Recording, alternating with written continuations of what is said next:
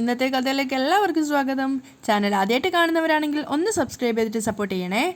അപ്പം രേവതി ആകെ കൂടെ സങ്കടത്തിലാണുള്ളത്. കാരണം ചന്ദ്ര അത്രയേറെ അവളെക്കുറിച്ച് മോശമായിട്ടാണ് സംസാരിച്ചത്. അവളെ മാത്രമല്ല, അവളുടെ വീട്ടുകാരെക്കുറിച്ചും മോഷ്ടിച്ചിട്ടാണ് കുടുംബം കഴിയുന്നതെന്നും നിൻ്റെ അമ്മയാണോ ഗ്യാങ് ലീഡർ എന്നൊക്കെ ചോദിച്ച് അത്രയേറെ അപമാനിച്ചിട്ടുണ്ടായിരുന്നു. അപ്പം കരഞ്ഞുകൊണ്ട് രേവതി അടുക്കളയിലേക്ക് ഓടുകയാണ്. ചന്ദ്ര മാത്രമല്ല കേട്ടോ, ശ്രുതിയും ശ്രുതിയും ഒക്കെ കേട്ടിട്ട് രവി പോലും മിണ്ടാതിരിക്കുകയായിരുന്നു. കാരണം രവി ഈ ഒരു കാര്യം അറിഞ്ഞിട്ട് പോലും ഉണ്ടായിരുന്നില്ല. അതുകൊണ്ട് തന്നെ രവി ചന്ദ്ര പോയതിന് ശേഷം അടുക്കളയിലേക്ക് പോയിട്ട് രേവതിയോട് ചോദിക്കുന്നുണ്ട്, മോളെ ഇങ്ങനെ ഒരു കാര്യം ഉണ്ടായിട്ട് നീ എന്താ എന്നോട് പറയാതിരുന്നത്? രേവതി വിങ്ങിപ്പൊട്ടി കരഞ്ഞുകൊണ്ടിരിക്കുകയാണ്. അപ്പം അദ്ദേഹം പറയുന്നുണ്ട്, നിൻ്റെ അച്ഛൻ മരിച്ചതിന് ശേഷം, കല്യാണം ഉറപ്പിച്ചതിന് ശേഷം ഒരുപാട് തവണ ഞാൻ നിൻ്റെ വീട്ടിൽ വന്നിട്ടുണ്ടായിരുന്നു. അപ്പോഴൊന്നും ഈ കാര്യം നീ എന്നോട് പറഞ്ഞില്ലല്ലോ. അപ്പം രേവതി കരഞ്ഞുകൊണ്ട് പറയാണ്, അച്ഛൻ എന്നോട് ക്ഷമിക്കണം, ഞങ്ങൾ മറക്കാൻ ശ്രമിച്ച സംഭവം അത്. ആ സംഭവത്തിന് ശേഷം എൻ്റെ അച്ഛൻ ഇങ്ങനെയൊക്കെ സംഭവിച്ചത്. അത് അവിടെ അവസാനിക്കട്ടെ എന്ന് കരുതി അതാ അച്ഛനോട് പറയാതിരുന്നത്. അത് കേട്ടപ്പോൾ രവി പറയുന്നുണ്ട്, ഇപ്പം അത് എല്ലാവരും അറിഞ്ഞു. അവർക്കൊക്കെ കയ്യിലൊരു നല്ല ആയുധവും കിട്ടി. ഞാൻ ഈ കാര്യത്തിൽ നിസ്സഹായനാ. എന്താ ഞാൻ അവരോട് പറയുക? ഒരു ചെറിയ വിഷയം കിട്ടിയാൽ തന്നെ ചന്ദ്ര അത് ആളി കത്തിക്കും. ഇപ്പോൾ അവൾക്കൊരു വലിയ വിഷയം കിട്ടി. ഇനി അവൾ വെറുതെ ഇരിക്കുമോ? എനിക്കിതിലൊന്നും ചെയ്യാൻ കഴിയില്ല. രവി നിസ്സഹായനായിട്ട് കൈമലർത്തുകയാണ്. അതുകൂടെ കേട്ടപ്പോൾ രേവതിക്ക് സഹിക്കാനാവാത്ത സങ്കടം തോന്നുകയാണ്. കാരണം അമ്മ എന്ത് പറഞ്ഞാലും അവൾക്കത് സഹിക്കാൻ പറ്റുമായിരുന്നു. പക്ഷേ അച്ഛൻ്റെ നാവിൽ നിന്ന് അങ്ങനെ കേട്ടപ്പോൾ രവിക്കും അത് നല്ല വേദന ഉണ്ടാക്കിയിട്ടുണ്ടായിരുന്നു. അതുകൊണ്ട് തന്നെ രവി പറയുന്നുണ്ട്, ഈ കാര്യം മുൻപേ എന്നോട് പറയേണ്ടതായിരുന്നു. രേവതി സങ്കടത്തോടെ കരയുകയാണ്. ആ സമയത്ത് രവി അവിടെ നിന്ന് പോകുന്നുണ്ട്. അതേസമയം രേവതിയുടെ വീട്ടിലാണെങ്കിൽ അവളുടെ അമ്മ ചീര നുള്ളിക്കൊണ്ടിരിക്കുകയാണ്. ആ സമയത്ത് അവർ പറയുന്നുണ്ട്, സാധാരണ രേവതി രാവിലെ സമയത്ത് വിളിക്കുന്നതാണല്ലോ. അപ്പം ദേവു ആണെങ്കിൽ കോളേജിൽ പോകാൻ വേണ്ടി റെഡിയാവാണ്. അപ്പോൾ അവൾ പറയുന്നുണ്ടെങ്കിൽ പിന്നെ അങ്ങോട്ടൊന്ന് വിളിച്ചു നോക്കരുതോ? അപ്പം വേഗം തന്നെ രേവതിയുടെ അമ്മ അങ്ങോട്ടേക്ക് വിളിക്കുന്ന സമയത്ത് രേവതി കരഞ്ഞുകൊണ്ട് മുറിയിലേക്ക് വന്ന് ഫോൺ എടുക്കുകയാണ്. ആ സമയത്ത് കണ്ണീരൊക്കെ തുടച്ച് അവൾ കരയുന്നില്ല എന്ന് ശ്രമിക്കുകയാണ്. എന്നിട്ട് അമ്മയോട് പറയുന്നുണ്ട്, ഞാൻ അങ്ങോട്ടേക്ക് വിളിക്കാൻ നിൽക്കുമായിരുന്നു, എന്താ മോളെ നിൻ്റെ ശബ്ദം എന്തോ വല്ലാത്തതുപോലെ എന്നൊക്കെ അവളുടെ അമ്മ ചോദിക്കുന്ന സമയത്ത് ആദ്യമൊക്കെ രേവതി മടിച്ചു നിൽക്കുകയാണ് പറയാതെ. അതിനുശേഷം സങ്കടത്തോടെ അവൾ പറയുന്നുണ്ട്, ഞാൻ എന്ത് ചെയ്തിട്ടാണെന്ന് അറിയില്ല. ഇവിടെ എല്ലാവർക്കും എന്നോട് എന്താ അമ്മ ഇത്രയും ദേഷ്യം? എല്ലാവരെയും ഞാൻ സ്നേഹിച്ചിട്ടേ ഉള്ളൂ. ആരെയും ഞാൻ വെറുപ്പോടു കൂടി ഒന്ന് ചിന്തിച്ചിട്ട് പോലും ഇല്ല. എന്താ നിന്നെ സച്ചി എന്തെങ്കിലും വഴക്ക് പറഞ്ഞോ അതോ ചന്ദ്ര എന്തെങ്കിലും പറഞ്ഞോ എന്നൊക്കെ മാറി മാറി അവർ ചോദിക്കുകയാണ്. ആ സമയത്ത് രേവതി പെട്ടെന്ന് തന്നെ പറയുന്നുണ്ട്, സച്ചേട്ടൻ ഒന്നും പറഞ്ഞിട്ടില്ല, സച്ചേട്ടൻ എന്നോട് ഒരു ദേഷ്യവും ഇല്ല. അപ്പോൾ ചന്ദ്ര എന്തെങ്കിലും നിന്നെ പറഞ്ഞോ? അതൊക്കെ ചോദിക്കുന്ന സമയത്ത് രേവതി കരഞ്ഞുകൊണ്ട് പറയാണ്, നമ്മുടെ ശരത്താണ് വണ്ടി ഇവിടുത്തെ ബൈക്ക് മോഷ്ടിച്ചെന്നുള്ള കാര്യം ഇവിടെ എല്ലാവരും അറിഞ്ഞു. അത് കേട്ടതും രേവതിയുടെ അമ്മ കരയാണ്. അവർ ചോദിക്കുന്നുണ്ട്, അതെല്ലാവരും മറന്ന കാര്യമല്ലേ, ഇപ്പോഴാരാ അത് പറഞ്ഞത് എന്ന് ചോദിക്കുന്ന സമയത്ത് രേവതി പറയുന്നുണ്ട്, അന്ന് ആ ബൈക്കിൻ്റെ കേസ് അന്വേഷിക്കാൻ വന്ന 2 പോലീസുകാർ ഇവിടെ വന്നിട്ടുണ്ടായിരുന്നു. ഞാനന്ന് സച്ചേട്ടൻ്റെ ഒപ്പം ഇങ്ങോട്ടേക്ക് വരേണ്ടിയിരുന്നില്ല. എന്നെ കണ്ടതുകൊണ്ടാണ്, ശരത്തിൻ്റെ സഹോദരിയാണ് ഞാനെന്നും ശരത്താണ് ആ വണ്ടി മോഷ്ടിച്ചതെന്നും അവരെല്ലാവരോടും ഈ വീട്ടിൽ പറഞ്ഞു. അതുകൊണ്ട് എൻ്റെ സമാധാനം പോയി എന്നൊക്കെ രേവതി സങ്കടത്തോടെ പറയാണ്. അത് കേട്ടതും അവരും പറയുന്നുണ്ട്, എന്നോ ചെയ്തൊരു തെറ്റിൻ്റെ പേരിൽ അത് എല്ലാവരും മറന്നതല്ലേ മോളെ, എന്തിനാ ഇപ്പം ഇങ്ങനെ ഒരു പ്രശ്നം ഉണ്ടാക്കുന്നത്? അറിയില്ല അമ്മേ. രേവതിയും കരഞ്ഞുകൊണ്ട് പറയാണ്. അവൾക്ക് സംസാരിക്കാൻ പോലും പറ്റുന്നുണ്ടായിരുന്നില്ല. കാരണം നിൻ്റെ അച്ഛൻ പോലും മരിച്ചത് അതിൻ്റെ പേരിലാണ്. അപ്പോൾ എല്ലാവരും അത് മറന്നോട്ടെ എന്ന് വിചാരിച്ച കാര്യം പിന്നെ ഇങ്ങനെ കേസ് കുത്തിപ്പൊക്കുമെന്നൊന്നും വിചാരിച്ചില്ല എന്നൊക്കെ അവർ സങ്കടത്തോടെ പറയുന്ന. പക്ഷേ രേവതി കൂടുതലൊന്നും സംസാരിക്കാൻ നിൽക്കാതെ രേവതി വേഗം തന്നെ കോള് കട്ട് ചെയ്യുന്നുണ്ട്. കോള് കട്ടായതിനു ശേഷം ദേവു ചോദിക്കുന്നുണ്ട്, എന്താ അമ്മേ, ചേച്ചി എന്താ പറഞ്ഞതെന്ന്. അപ്പം ആ സമയത്ത് നിൻ്റെ അനിയൻ ചെയ്ത തെറ്റിൻ്റെ മോൾ നിൻ്റെ ചേച്ചിയാണ് ശിക്ഷ അനുഭവിക്കുന്നതെന്നൊക്കെ പറഞ്ഞ് ലക്ഷ്മി പൊട്ടി കരയാണ്. അങ്ങോട്ടേക്ക് വന്നിട്ട് ശരത്ത് ചോദിക്കുന്നുണ്ട്, എന്താ അമ്മ എന്തിനാ കരയുന്നതെന്ന്. അത് കേട്ടതും ലക്ഷ്മിക്ക് നന്നായിട്ട് ദേഷ്യം കയറുകയാണ്. നീ ഒറ്റൊരാൾ കാരണം ഈ പ്രശ്നം എന്നൊക്കെ പറഞ്ഞ് ശരത്തിനെ തലങ്ങും വിലങ്ങും തല്ലുന്നുണ്ട്. അപ്പോൾ അവന് കാര്യം മനസ്സിലായില്ല, അമ്മ ഞാൻ എന്ത് തെറ്റാ ചെയ്തത് എന്നവൻ ചോദിക്കുകയാണ്. ആ സമയത്ത് ദേവുവാണ് പറയുന്നത്, നീയാണ് സച്ചേട്ടൻ്റെ ബൈക്ക് മോഷ്ടിച്ചതെന്ന് അവിടെ എല്ലാവരും അറിഞ്ഞു. അത് കേട്ടതും ശരത്ത് ആകെ ഞെട്ടിത്തരിച്ച് നിൽക്കുകയാണ്. ആ സമയത്ത് കരഞ്ഞുകൊണ്ട് ലക്ഷ്മി പറയുന്നുണ്ട്, നീ എന്നോ ചെയ്ത തെറ്റ് ഇപ്പം രേവതിയുടെ തലയിലായി, അനുഭവിക്കുക അവള്. അപ്പം ദേവു പറയുന്നുണ്ട്, സച്ചേട്ടൻ ഇത് മുമ്പേ അറിയാലോ, ഇത് ആരോടും പറയണ്ടെന്ന് സച്ചേട്ടൻ തന്നെയല്ലേ ഇവനോട് പറഞ്ഞേ.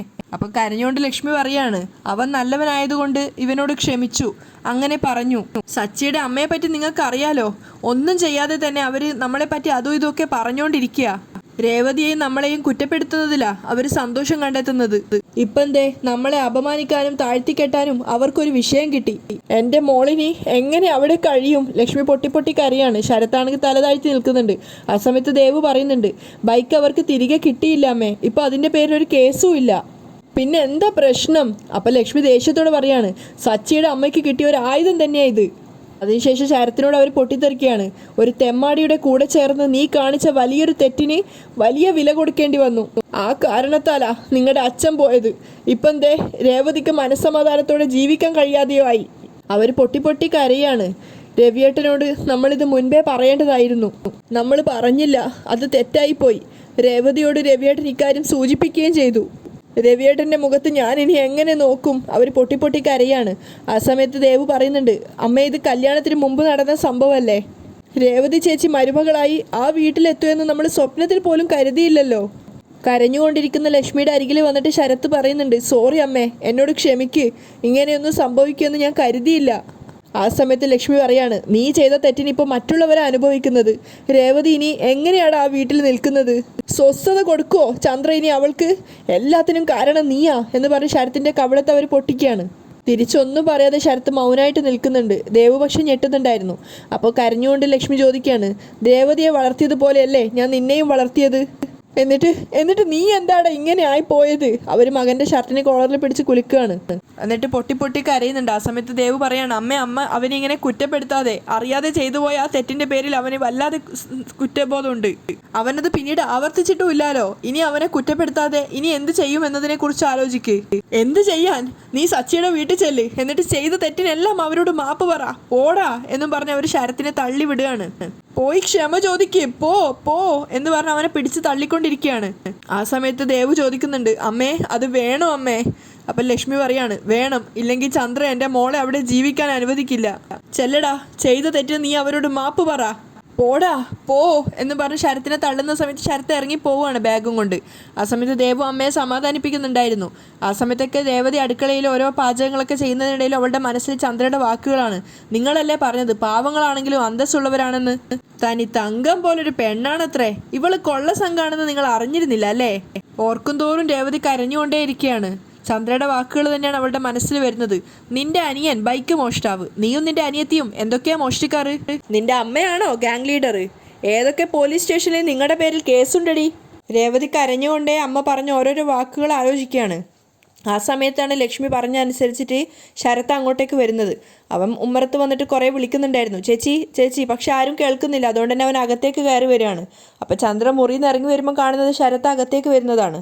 ആരെയും കാണാത്തത് കൊണ്ട് തന്നെ അകത്തേക്ക് കയറി പോവായിരുന്നു ശരത്ത്. പക്ഷേ ചന്ദ്ര പെട്ടെന്ന് പിന്നിൽ നിന്ന് വിളിക്കുകയാണ്, എടാ കള്ളാ. അപ്പോഴേക്കും ശരത്ത് തിരിഞ്ഞു നോക്കുന്നുണ്ട്, എടാ കള്ള ചെറുക്കാ, നീ എന്തെടുക്കാനാണ് അകത്തേക്ക് കയറി പോകുന്നത്? അങ്ങോട്ടേക്ക് ശ്രുതിയും വരുന്നുണ്ടായിരുന്നു. നീ എന്തിനാ ഇങ്ങോട്ടേക്ക് വന്നേന്ന് ശരത്തിനോട് അവർ വീണ്ടും ചോദിക്കുകയാണ്. അപ്പോൾ ശരത്ത് പേടിയോട് പറയുന്നുണ്ട്, ഞാൻ ചേച്ചിയെ കാണാൻ വന്നതാ. ചേച്ചിയെ കാണാൻ വന്നത്? മോഷ്ടിക്കാൻ വന്നതല്ലേ നീ? അവർ പരിഹസിക്കുകയാണ്. അവനാണെങ്കിൽ ശ്രുതിയുടെ മുഖത്ത് നോക്കി നാണക്കേടോടുകൂടിയാണ് നിൽക്കുന്നത്. ആ സമയത്ത് വീണ്ടും ചന്ദ്ര പറയുന്നുണ്ട്, ചേച്ചിയെ കാണാൻ ആളില്ലാത്ത സമയം നോക്കി വീട്ടിൽ വന്ന് മോഷ്ടിക്കാൻ വേണ്ടി നിന്റെ അമ്മ പറഞ്ഞു വിട്ടതല്ലേ നിന്നെ? പെട്ടെന്ന് അടുക്കളയിൽ നിന്ന് വന്ന രേവതി കാണുന്നത് തൻ്റെ അനിയനെ ചോദ്യം ചെയ്തുകൊണ്ട് നിൽക്കുന്ന ചന്ദ്രയാണ്. അതുകൊണ്ട് തന്നെ അങ്ങോട്ടേക്ക് വന്നിട്ട് രേവതി ചോദിക്കുന്നുണ്ട്, ശരത് എന്തിനാ നീ വന്നത്? അപ്പം ശരത്ത് പറയാണ്. മറുപടിയൊന്നും പറയാതെ ശരത്ത് നിൽക്കുന്ന കണ്ടപ്പോൾ ചന്ദ്ര പറയുന്നുണ്ട്, ഇവൻ കുറച്ചു നേരമായി വന്നിട്ട് ഇതിനകത്ത് കറങ്ങി കളിക്കുകയായിരുന്നു. വന്നത് എന്തിനാണെന്ന് ചോദിക്കണോ? മോഷ്ടിക്കാൻ, അല്ലാതെ എന്തിന്? അവർ വീണ്ടും പരിഹസിച്ചുകൊണ്ടിരിക്കുകയാണ്. അതൊക്കെ ആസ്വദിച്ച് ശ്രുതി ഇങ്ങനെ കളിയാക്കി ചിരിക്കുന്നുണ്ട്. ആ സമയത്ത് രേവതി ദേഷ്യത്തോടെ പൊട്ടിത്തെറിക്കുകയാണ്, അമ്മേ അനാവശ്യം പറയരുത്, ഇവൻ അങ്ങനെ ഒരാളല്ല. കള്ളനല്ലാതെ പിന്നെ ഇവനാര്? വലിയ ഉത്തമനാണോ? അമ്മേ, രേവതി ദേഷ്യത്തോടെ വീണ്ടും വിളിക്കുകയാണ്. എന്താ അമ്മേ, സത്യം പറയുമ്പോൾ പൊള്ളുന്നുണ്ടല്ലേ? അപ്പോഴേക്കും അങ്ങോട്ടേക്ക് രവിയും വരികയാണ്. അങ്ങോട്ടേക്ക് പോയിട്ട് ചന്ദ്ര പറയുന്നുണ്ട്, ഇവൻ ആരും ഇല്ലാത്ത സമയം നോക്കി വീട്ടിൽ കയറി മോഷ്ടിക്കാൻ നോക്കുക. നീ എന്താ ഈ പറയുന്നേ? അപ്പോഴേക്കും ശരത്ത് പറയുന്നുണ്ട്, ഞാൻ ചേച്ചിയെ കാണാൻ വന്നതാ. അഭിനയിക്കാതെടാ, നീ ആരാ എന്താന്നൊക്കെ ഞങ്ങൾക്ക് മനസ്സിലായി. പോലീസുകാരെല്ലാം പറഞ്ഞു. എന്ത് ധൈര്യടാ നിനക്ക്? എൻ്റെ വീട്ടിലെ ബൈക്ക് തന്നെ നീ മോഷ്ടിച്ചുവല്ലോ. ഇക്കാര്യം നിന്റെ ചേച്ചി ഞങ്ങളോട് മറച്ചു വെച്ചു. പൂ കെട്ടിയിട്ടല്ല, മോഷ്ടിച്ചിട്ടാണ് നിങ്ങളൊക്കെ ജീവിക്കുന്നതെന്ന് ഇപ്പോൾ എനിക്ക് മനസ്സിലായി. അവർ ആവശ്യത്തിൽ കൂടുതൽ പരിഹസിച്ചുകൊണ്ടേയിരിക്കുകയാണ്. രേവതി പറയുന്നുണ്ട്, അമ്മേ എന്തിനാ ഇങ്ങനെയൊക്കെ സംസാരിക്കുന്നേ? വായടക്കടി. പാവങ്ങളെപ്പോലെ അഭിനയിച്ചിട്ട് എന്തൊക്കെയാ നിങ്ങൾ കാട്ടിക്കൂട്ടുന്നത്? മറ്റുള്ളവർക്ക് മുന്നിൽ നല്ലവരായിട്ട് അഭിനയിക്കുക, എന്നാൽ തൊഴിലോ മോഷണം. എൻ്റെ ദൈവമേ, ഇങ്ങനെ ഒരു കുടുംബത്തെ ഞാൻ എൻ്റെ ജീവിതത്തിൽ കണ്ടിട്ടില്ല. ചന്ദ്ര പരിഹസിച്ചുകൊണ്ടേയിരിക്കുകയാണ്. ഒന്നും പ്രതികരിക്കാനാവാതെ രേവതിയും അതുപോലെ ശരത്തും നിൽക്കുന്നുണ്ട്. ശ്രുതിയാണെങ്കിൽ അമ്മയുടെ സംസാരം കേട്ട് പരിഹാസ ചിരിയോടുകൂടിയാണ് ഇതൊക്കെ കണ്ടു നിൽക്കുന്നത്. രവിയാണെങ്കിൽ ഒന്നും പ്രതികരിക്കാതെയും. ആ സമയത്ത് ശ്രുതി ചോദിക്കുന്നുണ്ട്, ഇവൻ കോളേജ് പഠിക്കുന്നു എന്നല്ലേ പറഞ്ഞത്? അതും ഇനി കള്ളാണോ? പഠിക്കുന്ന ഒരുത്തൻ ഇങ്ങനെയൊക്കെ ചെയ്യാൻ പറ്റുമോ? അപ്പോൾ ചന്ദ്ര പറയുന്നുണ്ട്, ഇത് മാത്രമല്ല, മൊത്തം കള്ളല്ലേ. കോളേജിൽ പോകുന്നു എന്ന് പറഞ്ഞ് ഇറങ്ങി ഇതൊക്കെയാണ് പരിപാടി. ആരുടെയെങ്കിലും ബൈക്ക് മോഷ്ടിച്ചിട്ട് കണ്ട പെൺപിള്ളേരെ അതിൻ്റെ പുറകിലിരുത്തി കറക്കം. അവസാനം രവി വിളിക്കുകയാണ്, ചന്ദ്രേ എൻ്റെ വായടക്കുന്നല്ല നിങ്ങൾ പറയാൻ പോകുന്നത്. ഇവർക്കൊക്കെ വേണ്ടി സംസാരിക്കുന്നത് നിങ്ങൾ ആദ്യം നിർത്ത്. ചന്ദ്ര വീണ്ടും പറയാണ്, ഇവൻ ബൈക്ക് മോഷ്ടിച്ച കാര്യം ഇവള് നിങ്ങളോട് പോലും പറഞ്ഞില്ലല്ലോ, മറച്ചു വെച്ചില്ലേ, നിങ്ങളെയും ചതിച്ചു, അത് മറക്കണ്ട. അപ്പോഴേക്കും രവി ഒന്നും മിണ്ടാതെ നിൽക്കുകയാണ്. അത് ആസ്വദിച്ചിട്ട് ചന്ദ്ര പറയുന്നുണ്ട്, കണ്ടോടി, മറുപടി ഇല്ല അദ്ദേഹത്തിന്.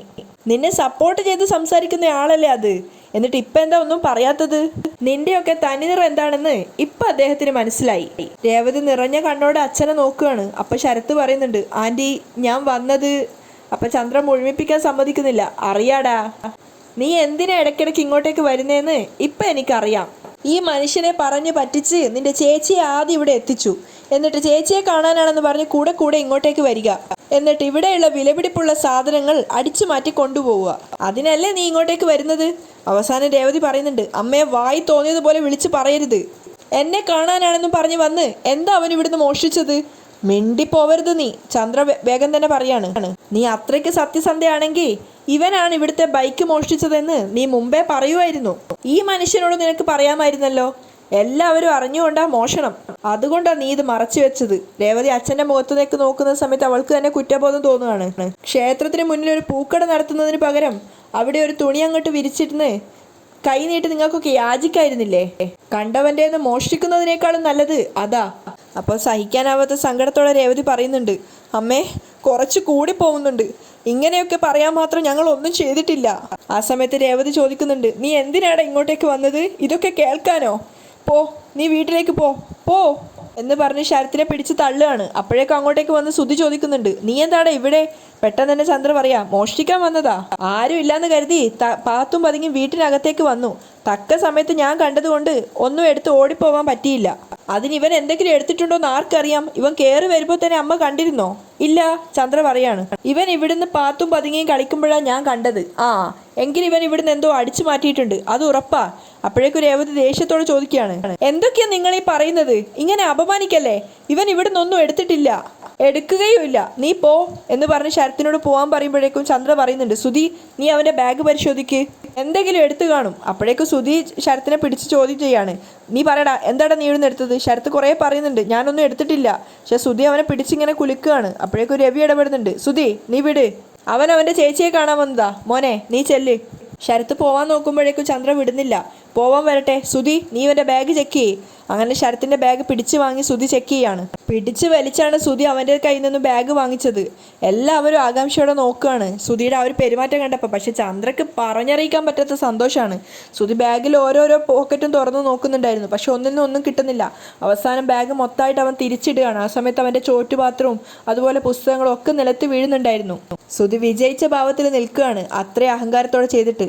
ആ സമയത്ത് രേവതി പറയുന്നുണ്ട്, എന്തിനാ ഇങ്ങനെയൊക്കെ ചെയ്യുന്നത്? ഇപ്പൊ നിങ്ങൾക്ക് മനസ്സിലായില്ലേ ഈ ബാഗിനകത്ത് ഒന്നും ഇല്ലാന്ന്? ഇവൻ കോളേജിൽ പോവാൻ ഇറങ്ങിയ വഴി എന്നെ ഒന്ന് കാണാൻ വന്നതാ. നീ ചെല്ലടാ, കോളേജിൽ പോ എന്ന് പറഞ്ഞ് രേവതിയും അനിയനും കൂടെ ആ ബാഗൊക്കെ എടുക്കാൻ വേണ്ടി പോവാണ്. അപ്പോഴേക്കും സുധി വീണ്ടും കയറി ഇടപെടുകയാണ്. നീ അങ്ങനെ അങ്ങ് പോയാലോ, നിന്നെ പരിശോധിക്കണം എന്ന് പറഞ്ഞിട്ട് ശരത്തിൻ്റെ പോക്കറ്റിലൊക്കെ കൈയിടുകയാണ്. നിന്നെ പരിശോധിച്ചിട്ട് ഇവിടുന്ന് വിടൂ എന്നൊക്കെ പറഞ്ഞിട്ട് രേവതി ഒരുപാട് തടയാൻ ശ്രമിക്കുന്നുണ്ടായിരുന്നു. പക്ഷേ സുധി അതൊന്നും വകവെക്കാതെ ശരത്തിൻ്റെ പോക്കറ്റിലും പാൻറ്റിൻ്റെ പോക്കറ്റിലും ഒക്കെ കൈയിടുകയാണ്. അപ്പോൾ എല്ലാവരും എൻജോയ് ചെയ്ത് നിൽക്കുന്നുണ്ടായിരുന്നു. അതായത് രവിയല്ല, അത് ശ്രുതിയാണെങ്കിലും അതുപോലെ തന്നെ ചന്ദ്രയാണെങ്കിലും ഒക്കെ എൻജോയ് ചെയ്ത് നിൽക്കുകയാണ്. രേവതി എത്ര തടഞ്ഞു നിർത്താൻ ശ്രമിച്ചിട്ടും സുധി അനുസരിക്കുന്നുണ്ടായിരുന്നില്ല. സുധി അവനെ ബാലിഷായിട്ട് ഇങ്ങനെ പിടിച്ചുകൊണ്ടേ ഇരിക്കുകയാണ്.